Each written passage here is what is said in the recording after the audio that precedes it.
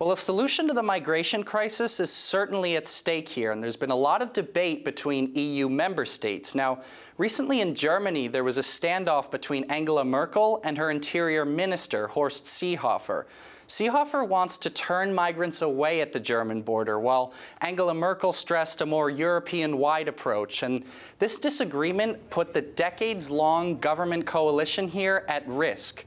And they only agreed to cease the hostilities until this summit coming up on Sunday. Now, ahead of this summit, the EU Commission released a draft document, and it went over 2 points.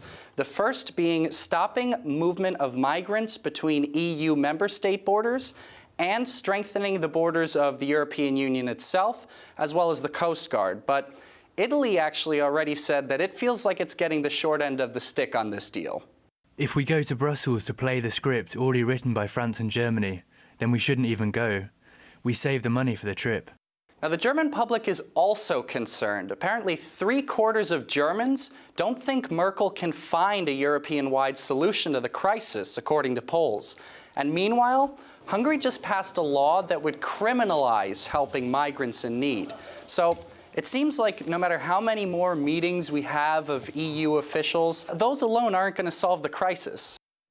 Meanwhile, French President Emmanuel Macron has called for a fight against populism, describing it as a disease spreading across Europe that came after he was criticized for not accepting the migrant ship Aquarius, which was also turned away by Italy. You can see them rise a bit like a leprosy all across Europe, in countries where we thought that would be impossible to see them again, in neighboring countries.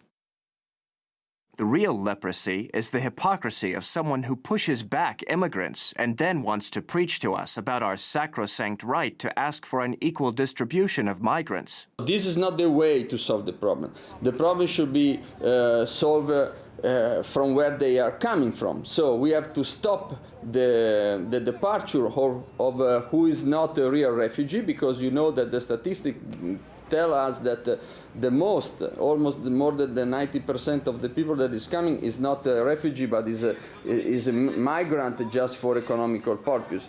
And this is not allowed in Europe. So we have to decide what we want to do. We want to going on with this movement of millions of people that are looking for something better, or we want to help really the refugee and find another way to help the economical migrants. So we are going to put to European Union that problem. What shall we do? We cannot go on in that way, because it's not fair also for those poor people that are suffering, because the trip in the hand of the smugglers is very dangerous.